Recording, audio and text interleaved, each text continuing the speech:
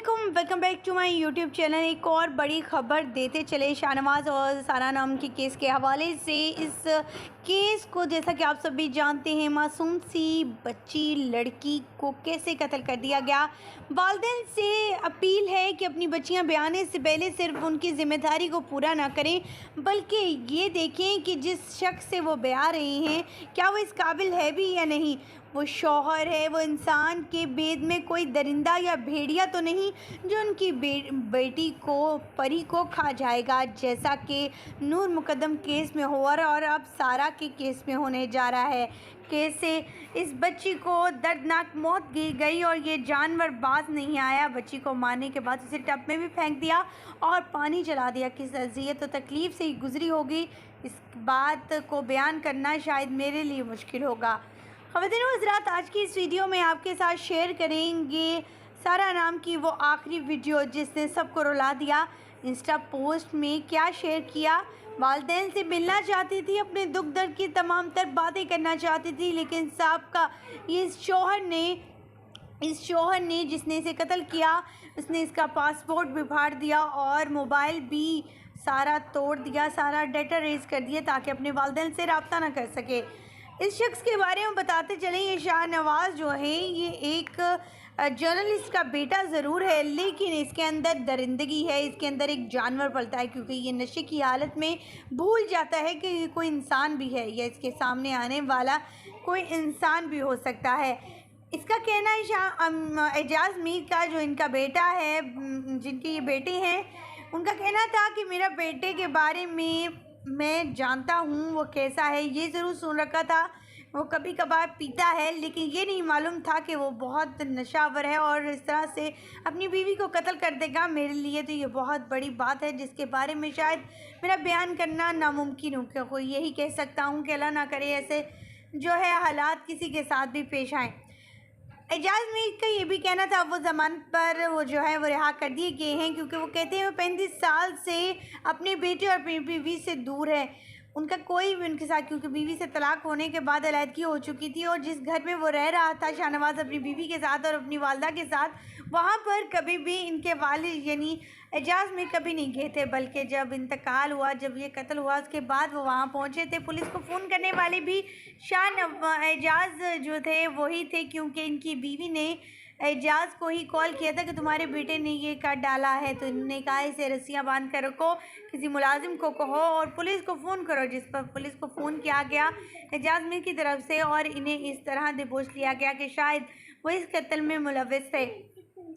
ख़वातीन व हज़रात, बहुत सी वीडियोस भी सामने हैं और आपको यहाँ दिखाते चले। इंस्टा अकाउंट 2 थे इस बच्ची के और इस लड़की के 2 इंस्टा अकाउंट थे, एक था पब्लिक और एक था प्राइवेट। पब्लिक में जो लास्ट वीडियो शेयर की गई थी इनकी तरफ से वो काफ़ी तकलीफ़ दे थी, जिसमें वो काफ़ी मायूस दिख रही थी। आप इस वक्त इनकी स्क्रीन में देख सकते हैं इसका ये आखिरी पैगाम, आखिरी वीडियो। इस बच्ची को पढ़ने का बहुत शौक़ था, वो काफ़ी एजुकेटेड भी थी, लेकिन कहा जा रहा है कि इस बच्ची को ये मालूम बिल्कुल भी नहीं था कि शाहनवाज की पहले से 2 शादियां हो चुकी हैं और ये नशा भी करता था। इनके वालिदैन का कहना था बच्ची के कि उनके साथ जुल्म और ज़्यादती हुई है और एजाज मीर इसमें मुलव्विस है, लेकिन एजाज मीर का कहना है कि वो तो इस शादी में भी शिरकत नहीं की थी, उन्हें तो मालूम भी नहीं।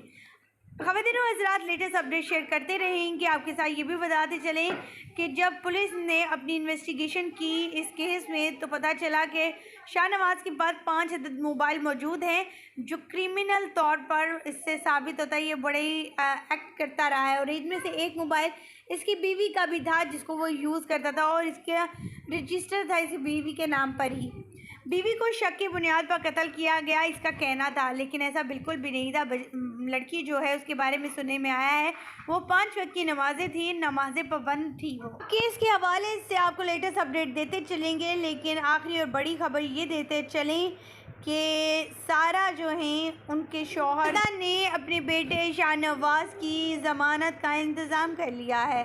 पैसा बोलता है क्या, नूर मुकद्दम की तरह। अस्सलाम वालेकुम, उम्मीद है सब खैरियत से होंगे। हमारे इर्द गिर्द कुछ ऐसे वाक़यात जन्म ले रहे होते हैं कि जिनको जब हम पढ़ते हैं तो यकीन नहीं आता कि ये क्या हो गया, ये कैसे हो सकता है।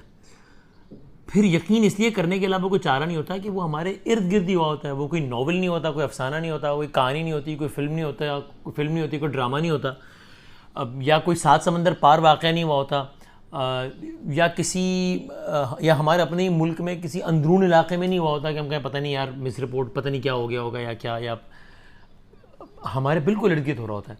اور ایسا ایک واقعہ ہوا اسلام آباد میں, نور مقدم قتل کیس. جب آپ نے دیکھا کہ وہ ظاہر جعفر نامی بظاہر انسان نے, باقی تو اس کو انسان کیسے کہہ سکتا ہے کوئی, جو اصل میں جانور اس سے, یعنی کوئی ڈائلاگ تو نہیں ہے, طے ہے, مطلب ظاہر ہے کہ جانور اس سے بہتر ہے, تو اس نے کس طریقے سے جو ہے وہ نور مقدم کو قتل کیا. اسلام آباد سے ایک اور خبر آئی اور اس خبر نے پھر سب کو حیران کر دیا کہ ایک بندے نے اپنی بیوی کو مار دیا ہے. اچھا یہ خبر ظاہر ہے ایک خبر ہے, لیکن مجھے کہہ لینے دیجئے کہ بہرحال اس طرح بندے نے بیوی کو مار دیا, یہ بہرحال کوئی بہت ہلا دینے والی خبر ہمیں لگتی نہیں ہے, ہونی تو چاہیے, لیکن اتنے تواتر سے واقعات ہوتے ہیں کہ اچھا بھائی ہو گیا, نہیں ہونا چاہیے تو ہو گیا. پھر جب طریقہ واردات آیا تو لوگوں کو اور حیرت ہوئی کہ ارے وہ جو اپنا جم وم کرنے کا سامان تھا اس نے اس بے دردی سے مار دیا, باتھ ٹب میں پھینک دیا لاش کو. تو کیا اچھا پھر ذرا ہوا کہ یہ کیا ہوا. جب یہ پتہ چلا کہ ان کی تو شادی ابھی ہوئی تھی 2-3 مہینے پہلے, تو اور ہے جھٹکا لگا کہ ارے یہ کیا. جب یہ پتہ چلا کہ وہ ایک معروف شخصیت کا بیٹا ہے, تب کہہ رہے یہ کیا ہو گیا, چونکہ یعنی ان صاحب کو تو ہم جانتے ہیں, یہ ان کے گھر میں یہ ہو گیا معاملہ. میں بات کروں ایاز امیر صاحب کی, جو کالمسٹ ہیں, بہت مشہور و معروف کالمسٹ, بڑے سینئر صحافی, بڑے زبردست, اور ان کو اس عمر میں یہ صدمہ ہوا ہے. ابھی آگے سوال کا جواب آئے گا کہ اس کا یعنی, بلکہ آپ اس اپنی رائے دیجیے گا کہ اس میں کس کا کتنا قصور لگتا ہے. لیکن بہرحال تو اس میں مختلف باتیں سن رہے تھے نا کہ کیا ہوا واقعہ, کس طرح ہوا, ان کا بیٹا کس طرح کا آدمی تھا, کیا وہ نشہ وغیرہ کرتا تھا, اس نے کتنی شادیاں کی ہوئی تھی, کیا اس نے پہلے بھی اس طرح کے اس کی زندگی کے معاملات تھے, اس نے بیگم کو کیوں مار دیا. یہ ساری باتیں ہم سن رہے تھے. لیکن ابھی میں کل پرسوں میں رات میں اخبارات وغیرہ پڑھ رہا تھا, تو میری نظر سے یہ کالم گزرا جو خود ایاز امیر صاحب نے لکھا ہے, اسی واقعے پر لکھا ہے. تو یہ تو یعنی ہے نا کہ سب سے زیادہ متعلقہ بندہ خود لکھ رہا ہے, اور جب وہ خود لکھ رہے ہیں بات اور کالم میں لکھ رہے ہیں تو اس کا مطلب ظاہر ہے کہ اس میں کوئی ایسی انفارمیشن نہیں جو وہ نہ چاہتے ہوں کہ شیئر نہ کی جائے. تو یہ میں نے یہ سوچا کہ آپ لوگوں کے ساتھ یہ کالم شیئر کروں, تو اس سے بہت ساری باتیں ایک تو میں اس واقعے کے بارے میں پتہ لگے گا, پھر یہ بھی کہ کیا کیا حقیقتیں ہمارے ارد گرد جنم لے رہی ہیں اور کیسے کیسے واقعات ہو رہے ہیں, اور اس میں کوئی تفریق نہیں ہے کہ اس بیک گراؤنڈ والے آدمی کے ساتھ تو یہ واقعہ نہیں ہو سکتا, اس بیک گراؤنڈ والے آدمی کے ساتھ یہ واقعہ نہیں ہو سکتا. آپ سنیے, ایاز امیر صاحب نے جو کالم لکھا ہے 1 اکتوبر کو یہ لکھا ہے, عنوان ہے کہنے کو کیا رہ گیا ہے. روزنامہ دنیا سے وابستہ ہیں ایاز امیر صاحب, اسے پروگرام بھی کرتے ہیں اور کالم بھی لکھتے ہیں, پروگرام ہے تو تجزیہ کراتے ہیں. تو اس میں بہت سارے سوالوں کا جواب ہے. ایاز امیر صاحب کہتے ہیں پہلی اطلاع پر